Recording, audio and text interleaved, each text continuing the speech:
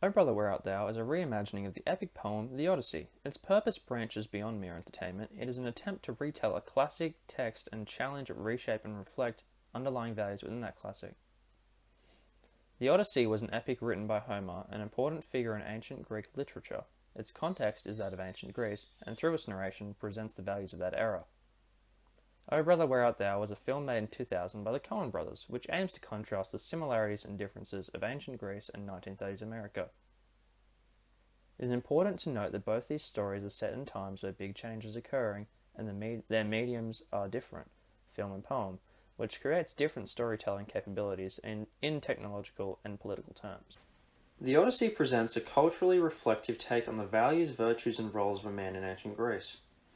In the film O Brother Where Art Thou, these ancient Greek beliefs of what makes a man are challenged and illustrated through the perspective of 1930s America. O Brother takes these honourable values that were associated with masculinity and reassigns them with no inherent attachment to men. There is an underlying message strung throughout the film. It is easy for masculinity to be exploited to capitalize on the vulnerable.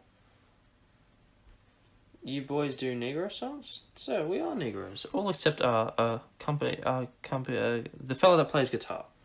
The reinterpretation of Odysseus, Everett McGill, takes advantage of a blind man for his own gain, moderating his tone to appeal to the man's empathy, which disguises the cumulative sentence that is usually a sure sign of a lie. The dramatic irony of the situation highlights the lack of morality in Ulysses. The film also utilizes a motif of blindness with the radio station owner, Big Dan, the blind seer, the sheriff's dog, and even the sheriff himself, who wears big black shades covering his vision. This suggests that they are blind to the physical world and all its moral corruption. This is confirmed by the sheriff, who says he answers to a higher power.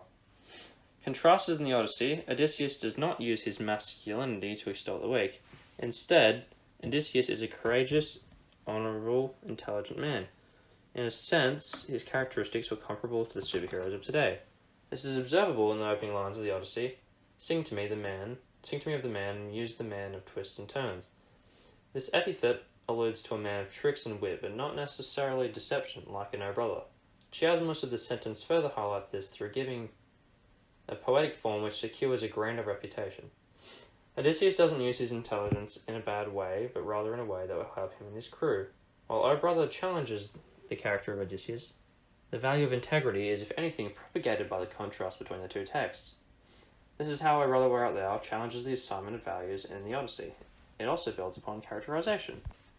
In the Odyssey, the construct of adventure and personal development is explored.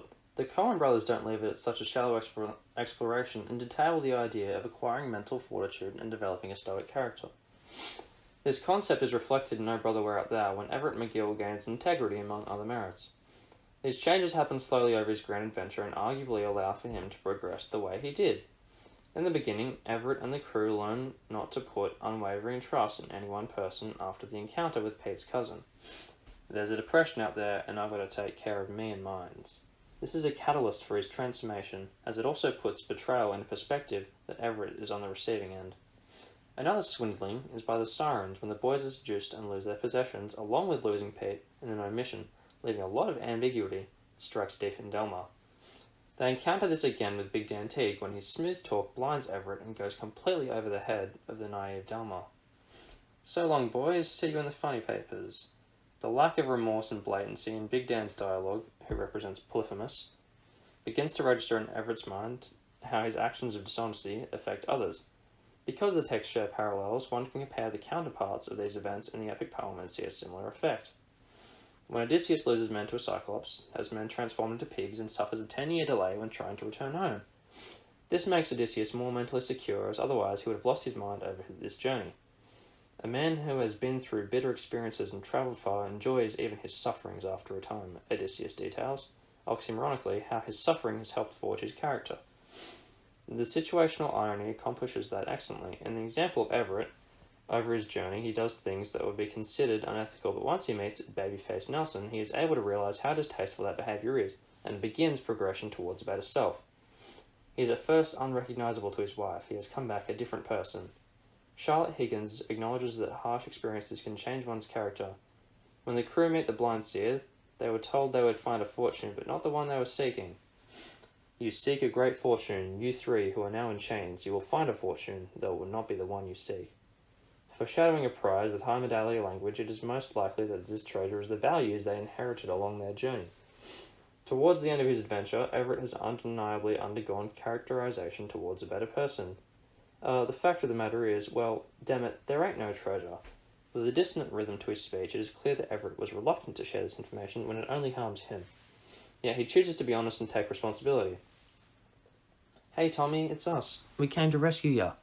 With an abrupt syntax, we are drawn to the urgency and danger of the situation, and this makes it more powerful that Everett chooses to rescue Tommy when it endangers him. There has been change in not only Everett, but the whole gang. They all become stronger mentally, as does their Greek counterparts. This is how the concept of character change is reflected from the Odyssey to Oh Brother, Where Art Thou, in a sophisticated manner addressing morbidity, morals, and action.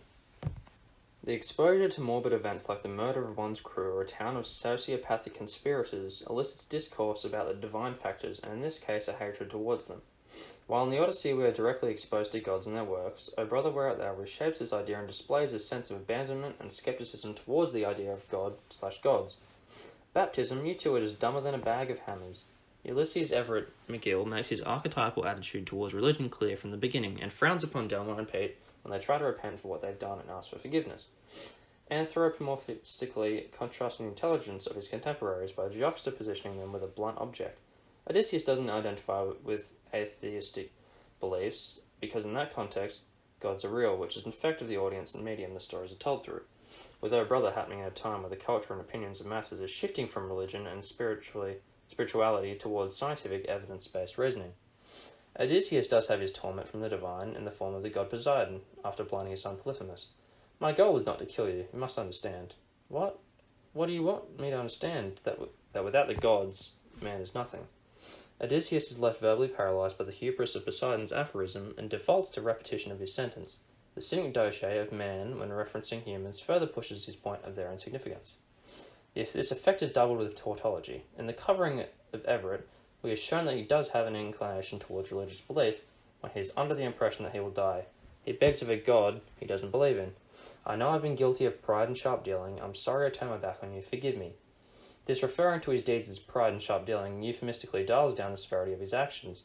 Whilst the exclusive language does demonstrate an understanding that he is responsible for his situation and gives perspective to the things that he has done, after being saved, he doubles down his original sentiment. Any human being will cast about in a moment of stress know they're flooding this valley so they can hydroelectric up the whole darn state. Everett's opportunistic pleading serves as an allegory for duality of character. Appealing to someone in hopes of gaining something only to refute your claims after receiving it doesn't settle well with many. In the Odyssey, the gods recognise that humans aren't exactly trustworthy. Men are so quick to blame the gods, they say that we devise their misery, but they themselves, in their depravity, design grief greater than the griefs that fate assigns. Repeating grief and employing alliteration throughout the monologue enhances the conveyed point of view of a god towards mortals. In weaving these points to the story of O Brother, Where Art Thou, we are able to enjoy and learn from how the mystical has been reshaped from the Odyssey. The reimagining of the Odyssey provides a substantial comparison in the constructs of what masculinity really is, what journeys and adversity can do to a person, and how morbid events intertwine with religion. We witness how these are reshaped, challenged, and reflected through the different mediums and contexts they were told through. This leaves us, the viewer, questioning preconceived notions and possibly identifying with the thematic statements or characters, whether that's good or bad. Overall, an excellent reimagining.